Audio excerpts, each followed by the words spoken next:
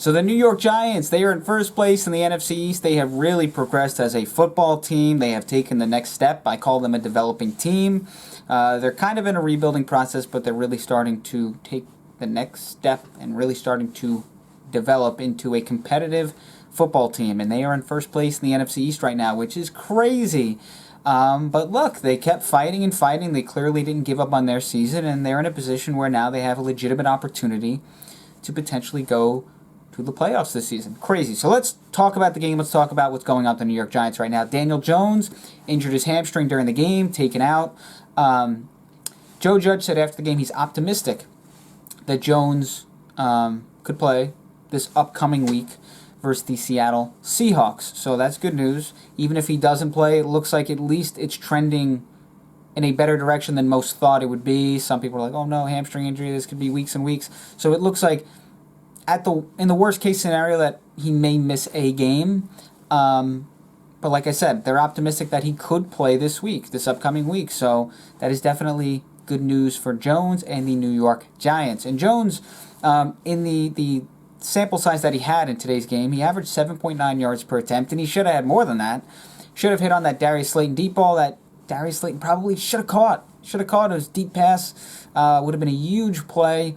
So Jones recently is really starting to up his yards per attempt, make some more plays down the field. The Giants' offense a little bit more interesting, a little bit better. They're starting to improve, starting to get better, especially on the offensive line. So the offensive line, the Giants' offensive line, right? They fired Mark Colombo. The media told you, whoa, the hoitiness of Joe Judge already turning people off, right? People are they're giving up on Joe Judge and all this stuff. We talked about it in a couple of my YouTube videos. Well, the Giants' offensive line, they were pretty good today. 142 yards on the ground, the Giants rushed for. Didn't allow a sack. You could make an argument it was their best game on the offensive line this season.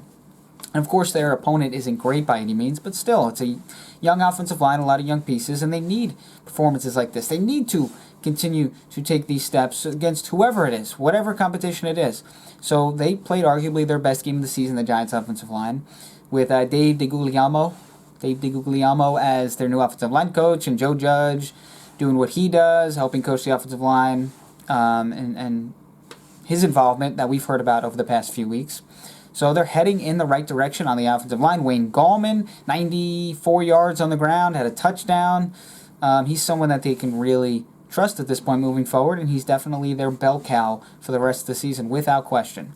Receiving game, he could improve on that, right? I mean, I think he probably is who he is at this point, but that's kind of what they miss with Saquon Barkley, that explosive playmaking ability. Wayne Gallman's not going to give you that, whether running the football or catching the football, but he's a tough runner. He runs tough. He gets those extra yards, rush yards over expectation.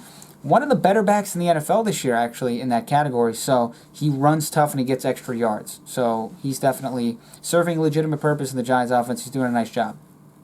Sterling Shepard had a nice game. Evan Ingram averaged over 20 yards per reception. Of course, he fumbled. He had a fumble. It's Evan Ingram. This is what he does, right? He makes a great play, and then he makes a terrible play, and then he makes another great play, and then he drops an easy first, whatever it is. It's just Evan Ingram. This is what he does, right? That's just kind of how he is, and it's tough. It's, like I said, it's kind of tough to have a player like that because you never know what to expect ever. I mean, I remember a catch that he had last year against the Buccaneers, I think it was, that one-handed catch. He, reached behind. And then he'll, drop the easiest pass of all time or fumble it or whatever it is, tip a pass in the air and it's intercepted. It's just Evan Ingram. Can't explain it. That's just who he is. So the Giants' offensive line, Giants' offense in general, had a fairly strong game. When you consider the situation, obviously Jones getting hurt, Colt McCoy having to step in. Positive. I know that people wanted the Giants to, just dismantle the Bengals, but at the end of the day, look, the Giants were still a 3-7 team coming into this game. They're not a dominant NFL team. They're just a team that's progressing, and they're heading in the right direction, and they're a young team that's getting consistently better. And I certainly didn't expect them to destroy the Bengals. They were 3-7 for a reason. Still a young team trying to progress, and that's what they're doing. They're starting to get better. So I think the Giants' offense actually performed fairly well. Again, your quarterback gets hurt, your starting quarterback gets hurt. That's going to put you in a tough situation. The Evan Ingram fumble, that was points that they lost. So if they can get Jones back this week, they're in a good position. The Giants' offensive line is starting to really progress, and it seems like maybe even Evan Ingram is starting to he's starting to progress and get better as well. So we'll see. Okay, so let's talk about the Giants' defense. Patrick Graham is piecing things together. He doesn't have a Khalil Mack kind of edge rusher. Kyler Fackrell, Jabaal Sheard. Jabaal Sheard had a sack today. Played the run nice as well. Nice addition for the Giants. I talked about that in a previous video.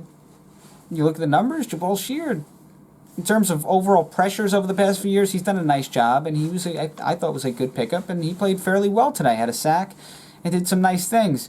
Leonard Williams, 3 quarterback hits. Another very good game for Leonard Williams. Had a sack as well.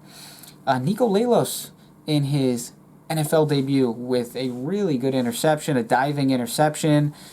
Jabrill Peppers every week just continues to stand out. Whether it's making a tackle, making a play on a ball, had 2 passes defended, had 1 deep down the field, made a nice play, knocked it away. I believe it was A.J. Green that the pass was intended to.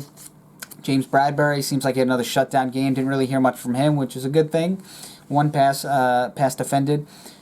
So the Giants, their defense played very well. Really, they gave up a touchdown. They gave up 7 points. That's really it. When you look at the special teams touchdown and then the 3 points that they gave up on the Evan Ingram fumble, I'm going to say that they gave up 7 points. In general, their defense gave up 7 points.